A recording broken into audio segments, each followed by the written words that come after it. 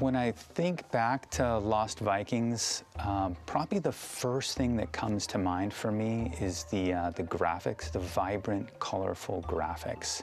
I think because it was a Nintendo game, and if you think about the other console games at the time, things like Sonic the Hedgehog or Super Mario, they were so vibrantly neon colored. We went that direction too, and so the colors really pop when I think about, you know, in my mind's eye, what Lost Vikings was. A lot of people ask me about why Blizzard's art style is so vibrant, why the colors are so rich and all that stuff.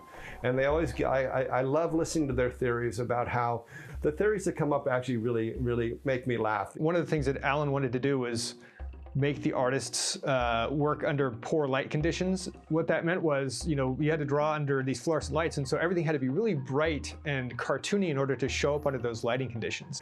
In all honesty, we sat and we would do the artwork. Sam and I would work on the artwork, and then we show it to Alan. Because Alan was colorblind, he wouldn't be able to see the difference between some colors. So he'd go, "Can you bring the colors up a little more so that I can see them?" And he just kept saying that. So we would bring them up, he would see them, he'd approve them, then we'd bring them back down for the game, and then we go on. And then one day we just left them up, and that's all there was to it. No magic. It wasn't that we suffered for our art or anything like that. It was just that Alan was colorblind and you need to be able to see it. When you look at the art style of Blizzard, obviously it became really refined in a lot of the later games, but it started out because we had a mixture of people who were like fresh game industry artists who hadn't done anything before, like Sam Didier, who had worked at a movie theater before coming to Blizzard, was like really talented artists on paper, but hadn't had any computer experience. We're all sort of teaching each other and learning each other's styles, and you know, gradually it just evolved that they had a lot of similar elements they wanted to convey, like you know, sense of power in some of the heroes and villains. And they just started drawing stuff and like fed off each other, and it turned out to be a great style. So one of the interesting things about the business of making games back then, or the art of making games back then, was teams were so much smaller. You know, today teams are 200, 300 and up.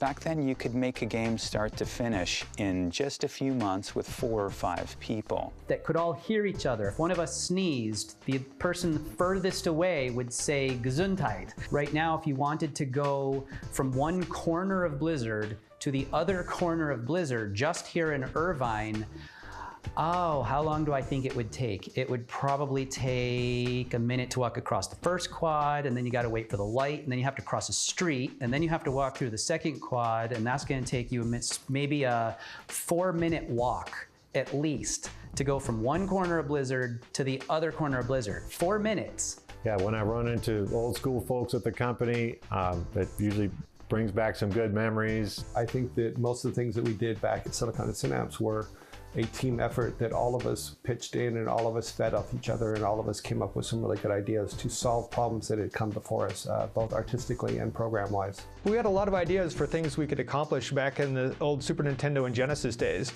and we just couldn't get funding for it. You know, we were a young game company, we didn't have a lot of credibility yet, and so like lots of people talked to us, but nobody wanted to give us the money.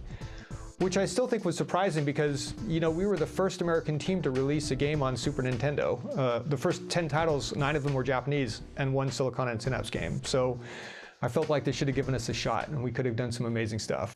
I think the biggest problems that we had to solve were mostly financial, because though we made some really good Nintendo games, and we were doing ports as fast as we could in order to keep the doors open, there were times when money was very scarce. Blizzard didn't pay very much at the time, so the way that I made more money was I was working at home in my spare time doing a conversion of Blackthorn from Super Nintendo to PC, as well as being the lead on Warcraft during the day.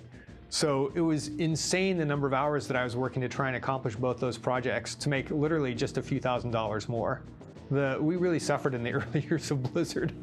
Mike and Alan, to their credit, would go and cash they found out that they could go to the local store and cash in their American Express cards for cash, and then take that cash and put it in their bank account so that they could pay us when times got low while they were waiting for royalty checks to come in. So I think that that was one of the reasons, even though we didn't know at the time, we knew that there were some struggles going on. And the next thing you know, everybody loves the games, and you're making another and another, and you're 30 years later, and People are getting the retro package where you can play them again and love them. It's not something I ever would have expected. So I don't even know how to react to finding out that 30 years later, people are still loving the work and playing the work. It's gratifying.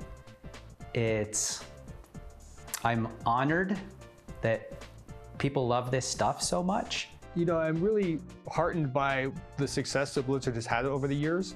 It was so exciting to be able to do games and then that players loved and would keep playing for years. And so it's really cool that Blizzard is now on its 30th anniversary. I only worked there for about the first 9 years, but the company just continued from success to success, and it's now something that everybody knows about. If it's one of the top game companies in the world that people can name, it's Blizzard.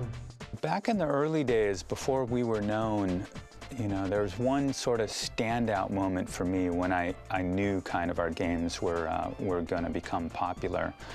And it was, I forget exactly who I was talking to, but I'd flown up to Nintendo and had a meeting up at Nintendo, and I remember the producer I was talking with there saying that the president of Nintendo America had mentioned to him that the only 2 games not made by Nintendo that he had played to completion were Lost Vikings and Blackthorn. And so that was a pretty amazing moment. And, not that the president of Nintendo was necessarily a fan, but for me, that was a watershed moment to hear that the president of this storied company knew who we were, was playing our games, and loved them enough to play them all the way through.